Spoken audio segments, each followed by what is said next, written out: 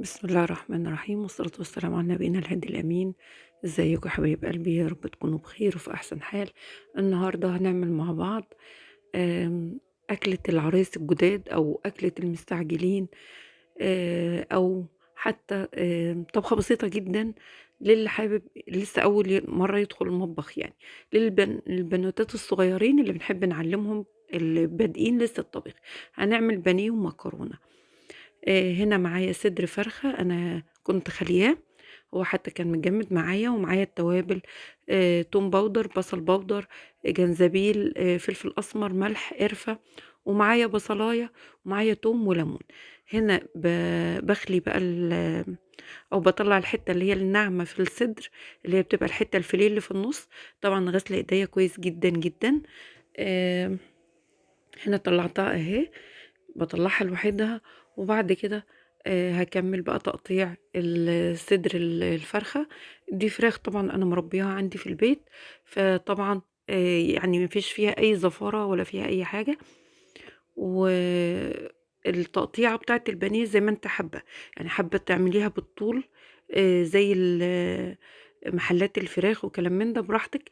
لكن احنا بنحبها بصراحة مش كبيرة، مش طويلة يعني، وبنحبها يعني مش سميكة قوي. وبعدين هي كده على فكرة هتفرط معاكي وهتديكي كمية كبيرة.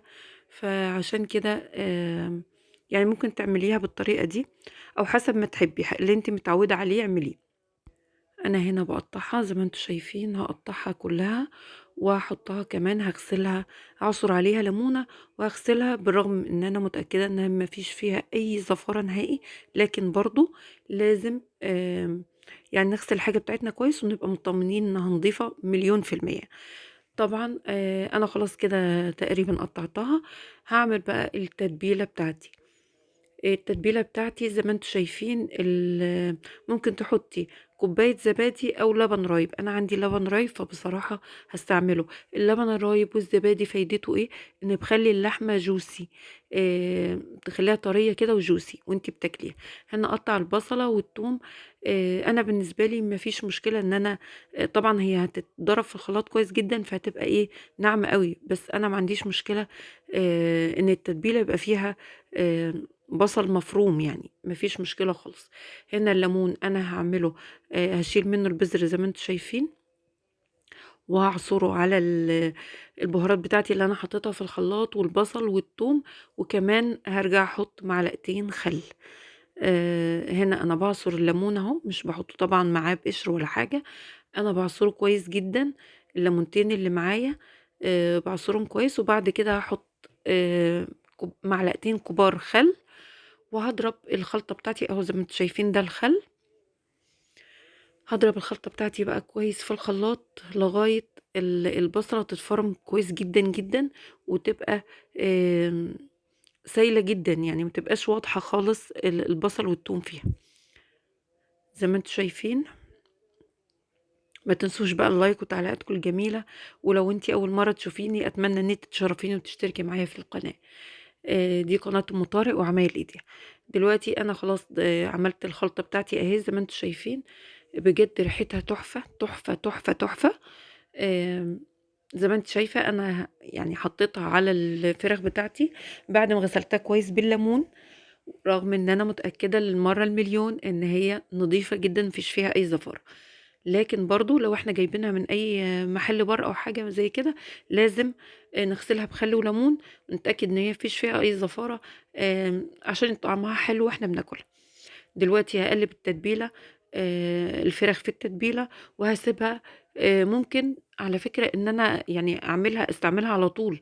التتبيلة دي كويسة جدا، ممكن يدوب 10 دقايق اسيبها واحمرها.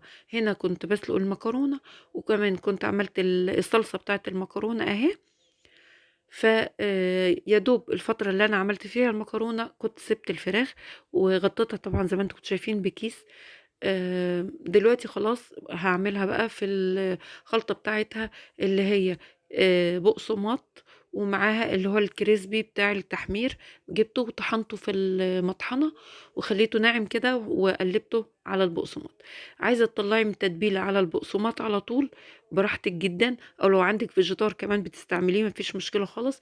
عايزة تحطي بيضة وانا على فكره حطيت ربع كوبايه لبن مع البيضه عشان ما يبقاش ليها اي ريحه زفاره، مع فلفل وملح، وخلطتهم كويس زي ما انت شايفه. زي ما قلت، عايزه تطلعيها من التتبيله على البقسماط او على الفيجيتار على طول مفيش مشكله، احنا التتبيله بتاعتنا سايله فمفيش مشكله خالص.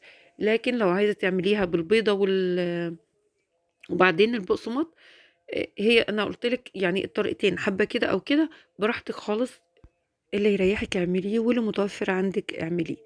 ما تقفيش على حاجه، انت بتصرفي نفسك بكل الطرق.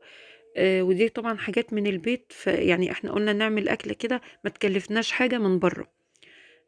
واتمنى طبعا انها تعجبكم. وطبعا كل الامارات الحلوين البنانيت، على فكره اللي هي بتعمل دلوقتي، انا ماسكه يا دوب بس التليفون كنت بصور، لكن اللي بتعمل دلوقتي وعلى فكرة أنا كنت باعمل يا دوب الخطوات بس قدامكم، لكن كل الطبخة بنتي اللي عملتها، ربنا يبارك فيها يا رب ويبارك في كل بناتنا. فهي دلوقتي اللي بتعمل، أنا بس بصورها. زي ما انتم شايفين هي حطتها في البيض واللبن اللي احنا عاملينه بالفلفل والملح، وهتغطيها بقى بالطبقة اللي هي الكفر بتاعها عشان تحمرها. هتغطي بقى كل الكمية بالشكل ده. طبعا على فكرة وانتي بتعمليها لازم تضغطي عليها جامد عشان الكفر يلزق فيها، عشان ما تطلعش معاكي في التحمير، فتضغطي عليها من الجهتين عشان الكفر يثبت عليها. هنعمل كل الكمية بالشكل ده، وبعد كده هنحط الزيت يسخن، ما يبقاش حامي قوي وفي نفس الوقت ما يكونش بارد. زي ما انتم شايفين بتغطي بتضغط عليها جامد عشان الكفر ما يطلعش منها. هنعمل كل الكمية، هي عملت أول واحدة وبتعمل التانية. احنا بنوريكم بس الخطوات تتعمل ازاي، لأنها سهلة جدا جدا ومش محتاجة يعني أي تعب أو أي مجهود. دي أكلة بسيطة جدا جدا للمبتدئين طبعا في المطبخ.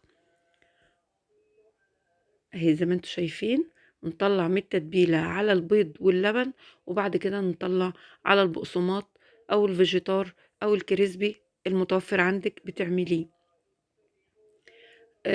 هتعملها كل الكمية بالشكل ده زي ما قلت، وبعد كده هنحطها على النار في زيت متوسط الحرارة، ما يكونش حامي قوي وما يكونش بارد، لان لو بارد هتشرب زيت كتير، لو حامي قوي هيحمرها بسرعه وما تكونش استوت من جوه.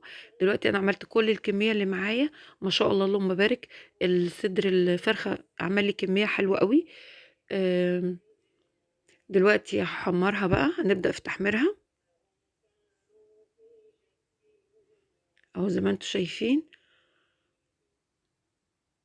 بجد طالعه جميله جدا، والكفر بتاعها ثابت، مفيش ولا واحدة الكفر اتشال من عليها. بجد تحفة تحفة يا بنات، جربوها بجد والله تعجبكم جدا.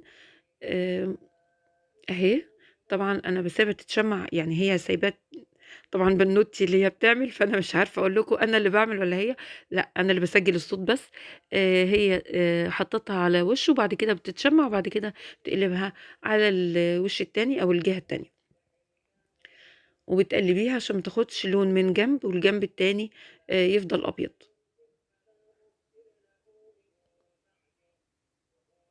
بالشكل ده. وسهلة جدا والله يا بنات، جربوها هتعجبكم جدا.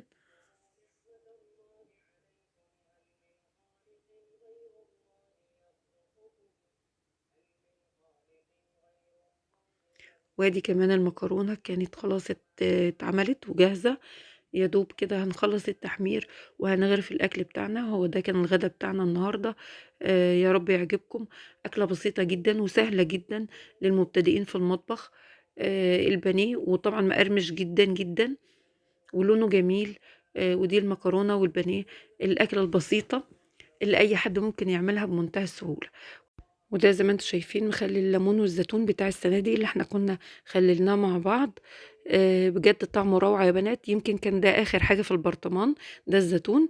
ولو عندكم اي اقتراح لاي اكلة حابين ان انا اعملها لكم، اكتبوها لي في التعليقات، وان شاء الله نعملها مع بعض، وان شاء الله الفيديو يعجبكم. ما تنسونيش في دعوة حلوة من دعواتكم يا احلى اخوات في الدنيا، واشوفكم على خير يا قمرايا انت وهي ان شاء الله في فيديو جديد في قناة ام طارق وعمايل ايديها. والسلام عليكم ورحمة الله وبركاته.